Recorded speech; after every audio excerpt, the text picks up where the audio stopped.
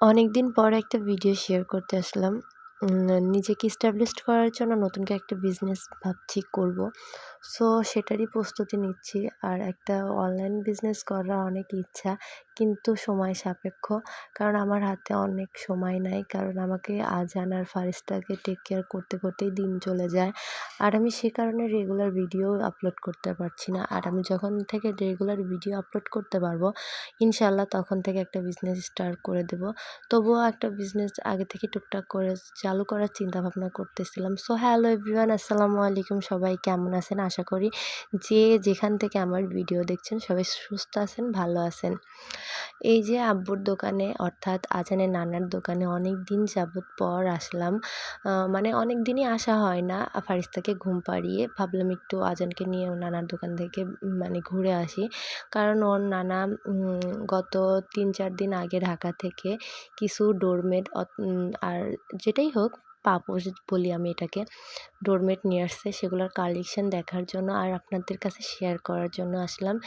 এই মানে ডোরমেটগুলা এত ভালো আর এত যে মানে কমফোর্টেবল যেটাকে বলে, আর এত নরম, আমার তো মনে হচ্ছে যে এগুলা উপর বসেও মনে হয় ভাত খাওয়া যাবে, এত আরাম।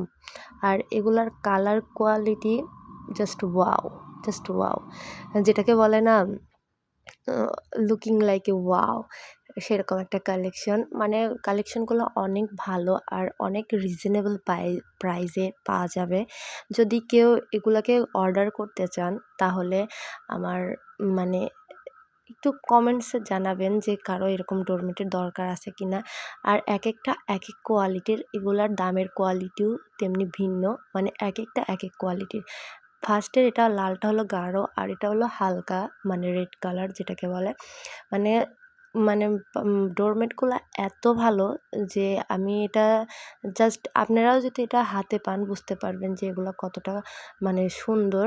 আর যারা শৌখিন মানুষ তার তো ডোরমেট বলতে পাগল। কারণ একেকটা রুমের জন্য একেকটা ডোরমেট কালেকশন করে থাকে তারা। কিভাবে তার রুমটাকে সাজাবে আর কিভাবে কোন রুমে কোন ডোরমেটটা দিলে পরে ভালো হবে সেটাই। আর বাই দ্য ওয়ে আমার একটা ডোরমেট দেখানো ভুল হয়ে গিয়েছিল, যেটা ওয়াশরুমের সামনে দেয় ওই ডোরমেটগুলা। আর এই যে এগুলা তো আরও অনেক কোয়ালিটিফুল, কারণ এগুলাতে কোনো সময়ই বালু আটকায় ধরে রাখবে না, বরঞ্চ পায়ের ধুলাকে পরিষ্কার করবে।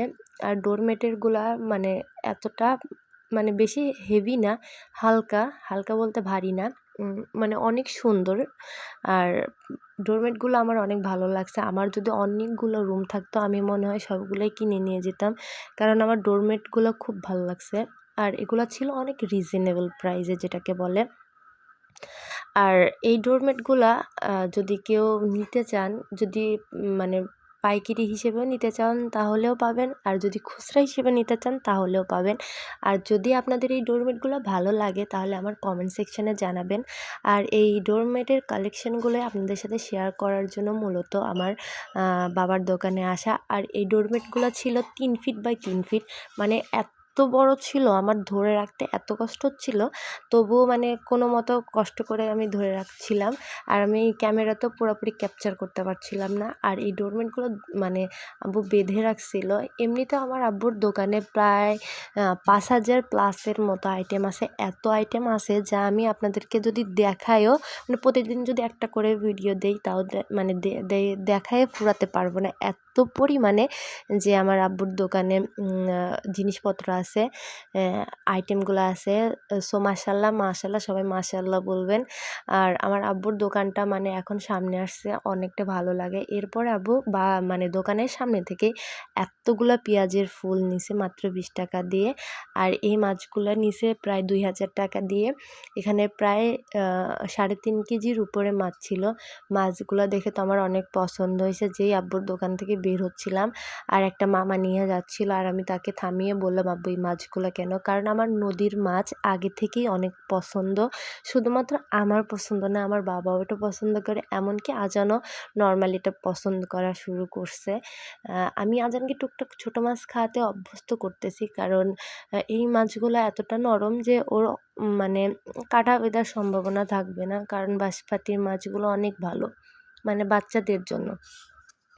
এরপরে এই মাছগুলো আব্বু কিনে রাখলো। তারপরে চলে যাচ্ছিলাম আমার ওই প্রিয় জিনিসটাকে দেখার জন্য। মূলত এই কারণেই আমার বাজারে আসা। এই আমার ওয়ারড্রোবটা বানাইতে দেয়া হইছে প্রায় 10 দিনের মতো হয়ে গেল। কিন্তু একবারও দেখতে আসিনি বিধায় কারখানাতে চলে গেছিলাম আব্বুর সাথে যে কতটুকু কাজ করতেছে না করতেছে। প্রায় অনেকটা কাজই আগায় গেছে। আর আমি আঙ্কেলকে বলতেছিলাম, "আঙ্কেল একটু যাতে ফাঁকা না থাকে, কারণ ফাঁকা থাকলে মানে অনায়াসে তেলাপোকা বা ইঁদুর ওই কাপড়ের ভিতরে ঢুকবে, ড্রয়ারের ভিতরে ঢুকবে বা পাল্লার ভিতরে ঢুকবে আর কাপড় চোপড়গুলা কেটে ফেলবে।" এরপরে ছিল আমাদের বাড়ির পাশে একটা ভাইয়া, সেও একটা ড্রেসিং টেবিল বানাইতে দিছে আর একটা কেবিনেট বানাইতে দিছে। আর ড্রেসিং টেবিলটা মূলত আমার তেমনটা ভালো লাগেনি। কিছুটা উপরে ঘর সিস্টেমের ওই ড্রেসিং টেবিল আমার ওগুলা মোটেও পছন্দ লাগে না। এই যে এই ড্রেসিং টেবিলটা। আর মূলত এই ড্রেসিং টেবিলটা আমার ভালো লাগে। আমার যদি এই আরেকটা বার সুযোগ থাকতো তাহলে আমি নতুন করে আরেকটা ড্রেসিং টেবিল বানাতাম। কারণ আমার হাতে সময় নাই আর এত টাকাও নাই। আর এইটা হলো যেটাকে বলে আলমারি প্লাস শোকেস। এটাও মাশাআল্লাহ অনেক সুন্দর। আর কাজগুলোও হালকা পাতলা, কারণ হালকা পাতলা কাজে ময়লা কোনোমতেই ঢুকতে পারে না। আমাদের ভিডিও আজকে এই পর্যন্তই। আল্লাহ হাফেজ।